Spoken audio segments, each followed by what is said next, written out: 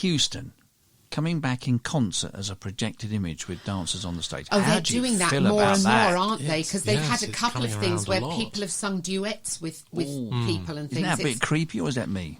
No, I actually agree. I think it's a little tiny bit creepy. Yeah. I'm not. I'm yet to be convinced. Yeah. Yeah, I wasn't too convinced myself.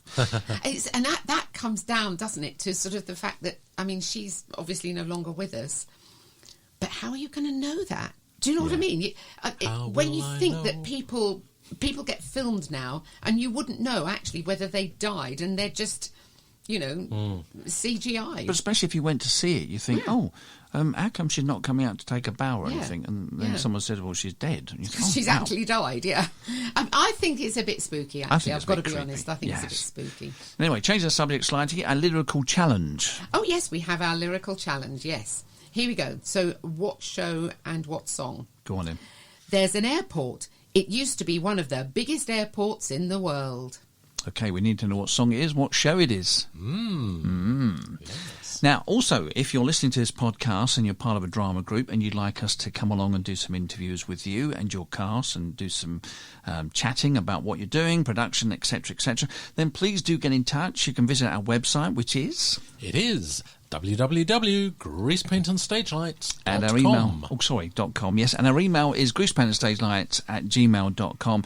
And please do get in touch. We'd love to come along. Or you can even join our Twitter feed.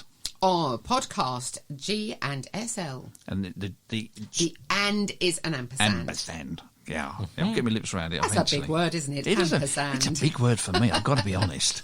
God, I'm used to its and ises. Okay, so if you want to get involved in our podcast, please do. And if you've got any suggestions, and the other thing is, we don't have any music at the moment. So if you're a budding composer or you are a composer and you think, I've got just the right piece of music that will reflect your musical talents on the radios and your shows, we'd like to hear from you, please. It's at greasepaintandstagelights@gmail.com. Yeah, write us a song. Yes, yeah. please. That would be good. Brilliant. Okay, now we're going to do a review now of the last 5 years. Can someone tell me what it's actually about? Last 5 years. Oh, gosh, it's complicated. It's about a relationship, and the way it works is she starts at the end of the relationship and works back to the beginning of it. Right. He starts at the beginning and works towards the end. So the only time they meet is in the middle when they get married. Okay, and it's at the Southwark Playhouse. It is. And it's got a piano in it. Yes, it's very much actor-musician type show. Okay, well, let's see how Emily Culverhouse got on. I went to see The Last 5 Years, which was the opening night. It's at the Southwark Playhouse, and it is obviously written and composed by Jason Robert Brown. It's so new that they hadn't finished printing the programmes yet, so I have a piece of paper in my hand. Now, Kathy was played by Molly Lynch, Jamie was played by Ollie Higginson. I hadn't seen the show before. I know it's been around a few years. They've made a movie out of it. It's quite popular. It's a two-hander, and it talks about the relationship between Kathy and Jamie. And it starts with Kathy talking about the end of their relationship and goes backwards in time with her, but forwards in time chronologically with Jamie. And they meet in the middle when they get married and have a couple of songs together and then go in the opposite direction. The way Southwark Playhouse has done it is that it's one act, 90 minutes of intense love affair. They've done it very cleverly. Both Kathy and Jamie play the keyboard. They swap places. They play the keyboard behind each other. Again, very minimal set. They had a revolving set, so the piano moves around and they sit at it, lie on it, stand on it, jump across it, do all sorts of wonderful things, and their talent is really quite something. Completely blown away. Small band upstairs, brilliantly on spot. They were fantastic. Very, very tight, beautiful music. The Kathy character plays a little ukulele. The Jamie character plays the guitar. But I almost felt it was too clever. I found that they were trying to do too much. I thought Ollie Higginson was absolutely fantastic as Jamie. I just didn't believe Kathy, and I didn't believe that they'd ever been in love with each other. It was really sad because I just felt that the dynamic between them, the chemistry, just wasn't really there. Both incredibly talented performers, beautiful singers, great pianists, But I just didn't quite believe Kathy that, as I say, that she'd ever been in love with Jamie, who, quite frankly, was very easy on the eye, very easy to fall for. But I didn't believe that she ever had, really, which is a shame, because I felt that they'd gone for her musical theatre or her musical abilities rather than her acting ability. Maybe they'll warm into it. I don't know. They might fall into it. It was the first preview, even, so they might. But do go and see it. Make your own minds up. As I say, on at the Southwark Playhouse for the next few weeks. Tickets are reasonably priced, I believe. Go along and see it. It's Emily Culverhouse. And, yeah. Do you agree with that review? Well, I haven't seen it, but what I would say is that I am not a huge fan of actor-musicians. Right. I know it's quite a trendy thing to do, but I kind of rather want them to just get on with the performance and let the musicians play the music. I've never fully, although I find them very clever, there was a brilliant company a while ago that was all actor musicians, and when they weren't on stage they were playing in the band. But I don't know, I just prefer it just with them acting. I don't know. I think some shows lend themselves to that Some lend concept, themselves I'm just better. thinking of Once. Once has sort of... which was just sublime, absolutely But perfect. that was written Yeah. to be done like that. Right. And that's a bit different. What they're doing here, much like what they did with Company, was originally nobody played in the band, they just acted. If you've written a show where you're meant to be playing, well then fine, obviously, that's brilliant. Yeah, because I think the person who wrote it was a musician as well, wasn't he? Yeah. Once, you mean? Yeah, Once, Yeah. Yeah. And I think that works amazing. That's a fabulous show.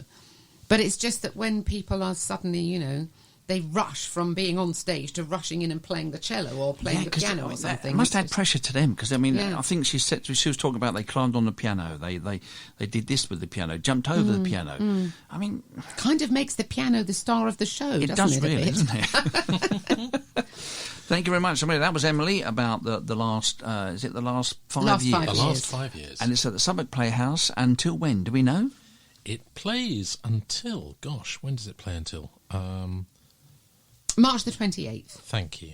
Yeah, March 28th, and the tickets are £27 or £22 for concessions, and it lasts 90 minutes with no interval. No interval, yeah. So it's a bit like Come From Away. That's Yeah. got no interval; it just No. flies. No. Brilliant. I'm quite a fan of No Interval, actually, I have to say. It's becoming more popular. Well, of course, the ultimate No Interval show, of course, is Follies. Now, again, sort of throwing these things out into the middle of the table so we can pick them up and think about it. Do you think the theatre companies might get a bit fed up with no interval, because that's where they make their money on the drinks and the crisps and... Well, it's the theatres that make the money. Yeah. At, Yeah, that's what I mean, At that yeah. stage, yes. So it's not going to catch on big time. Well, but then and that's but why, again- of course, when you go, they're flogging you bottles of wine at huge amounts of money, so you can take glasses in and. Or the bottles of wine I'm not so worried about, but outrageously selling so many sweets and crisps Yeah. in noisy wrappers. Yes. Oh, and, God, yeah. And Imelda Staunton, good on her, a few weeks ago, actually standing up Yeah. and saying, this is outrageous, Yeah. theatre companies, what are you doing? You're undermining the very profession that you're here to serve and represent. And why, for goodness sake, can't people manage for an hour and a half without eating sweets or crisps in the auditorium? Yeah, there's nothing worse than someone wrestling around trying to find... Or even worse is when they're sitting there trying to undo the wrapper quietly. And it goes on for about 8 minutes. Yes. You think, and for it's God's no quieter, it just goes on longer. Brilliant. That's it. That's the last 5 years. Mr. Woodgate, what have you been up to then, seeing? Well, over the last few weeks, I've seen a few shows. Kicking off with Joseph and the Amazing Technicolor Dreamcoat on tour, which was great fun, and the audience were up on their feet, dancing away and thoroughly enjoying it. It's the Bill Kenwright tour, which has been touring for many, many, many years. And 40, 50 Yeah. maybe? Very And long They time. must and be in- old by now. Yeah, absolutely. Well, he And revamps it every so often, doesn't he? He does, but, only partially. and I'm not sure the set's had a revamp for a while, so it's kind of looking a little bit tired around the edges, but great fun nonetheless, and very different from the West End production that was on last summer and comes back into the West End again this summer. I also went to see Rags at Park Theatre. Park Theatre is a lovely performing space. That's in Finsbury at Park, isn't it? Yeah, I've not been there, actually. It's about a 200-seat theatre. Think of the Donmar warehouse that's had a boil wash, and that's it, really. So, great space. Wonderful performances, fabulous singing. But if I have one criticism of that, it was originally conceived for a conventional proscenium theatre. The Park Theatre has the audience on three sides.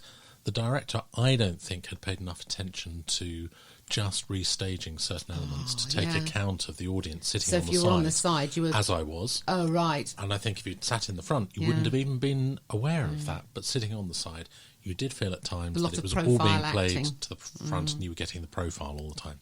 And all it would have taken was just a little bit of redirection to ensure that cast members turned around and took in the sides as well as those in front of them. But a wonderful piece, not done very often, but it's absolutely fantastic. Music's sublime. Then I also went to see The Boyfriend at the Many a Chocolate Factory. Yes, I saw The Boyfriend. Which you saw as well, Julia, didn't you?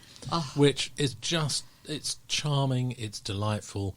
Bill Deemer has done some phenomenal choreography in such a small space. On a particularly awkward space because they're effectively playing in a corner, aren't they? They are. I mean, he was brilliant. And they've reorchestrated. And there's a tuba in there and it's just wonderful. Absolutely wonderful. And I think what I particularly liked about it was that it's a very modern set which nevertheless recreates all of the period charm and feel, but it just shows how you don't have to go back to how things were always staged. You can set it in a completely new way, give it a freshness to a show that's been around a long while, but it felt fresh. It had an energy and a life about it that I haven't seen in previous productions of the show. So that was lovely. It was wonderful. And then last week I went to see a concert production of Zorro the musical at Cadogan Hall. Right. What a wonderful space that is. It is, it's brilliant, isn't and the performers were phenomenally good. It was the London Musical Theatre Orchestra under the baton of Freddie, who we've spoken to, Freddie Kempner, who we've spoken before. And the concert production reunited the two female leads from the original West End show. So that was Emma Williams and Leslie Margarita, both of whom, two of my favourite performers. They absolutely gave it their all. And for a concert performance, though everybody was dressed in black, they had their music, they sang at music stands, but it was so funny, and the whole audience was so engaged, which just goes to show the strength of the writing, I think, that even without it being staged, all of the gags came across, all of the humour of the script, and the audience lapped it up. It was superb. So, so that's been my theatre offerings over the last few weeks. Thoroughly enjoyable. Well done. And if you've been to see a show or a drama production, then please do get in touch. And you never know, we could be doing your review on our podcast. So do get in touch. It's greasepaintedstagelights@gmail.com. Our website is... It is www.greasepaintandstagelights.com. And you can join our Twitter feed. Oh, I always forget your .com. I'm so sorry. Yes, our Twitter feed is podcast G and SL, and the and is an ampersand. Fantastic. Right, now, what's coming up on the amateur circuit, please? Yes. So, coming up over the next few weeks, running until the 7th of March, the Company of 10 at the Abbey Theatre in St Albans is putting on Ladies in Lavender. Then, as we heard earlier from Angie Frost, at the Hertford Theatre until the 7th of March, where Operatic Society present Cole Porter's Anything Goes. A fabulous play is on at Kings Langley Community Centre from the 5th to the 7th of March, and that's The Lieutenant of Inishmore, and that's presented by Kings Langley Players. This Sunday, the 8th of March, at Willets Theatre, it's an open mic cabaret evening called Off Broadway. If you fancy coming along and singing a party piece, then just turn up. It's £5 on the door, and with a musician at the piano, you can sing whatever you like. And it's a great evening. It's a mixture of musical theatre, but it's also standards, right up to present-day music. So it really is a case of anything goes there. Come along and sing your favourite number. Or if you don't want to sing, just come along and listen to the performers. Now, from the 11th to the 14th of March, Hemel Hempstead Theatre Company at the Boxmoor Playhouse present Dad's Army. Dad's Army. Wow. Oh, brilliant. Who would you be in that, Mark? What, who would I be? Yeah. I would like to be. Don't panic, Mr. Mannering. Clive Dunn, yeah, definitely. I think he might be able to do a Mr. Mannering as well, don't you, Captain Mannering? Yes, I think he could. Yeah, it's only because I've got no hair. I know what you're doing. Actually, I'm not sure he couldn't be a Godfrey, to be honest.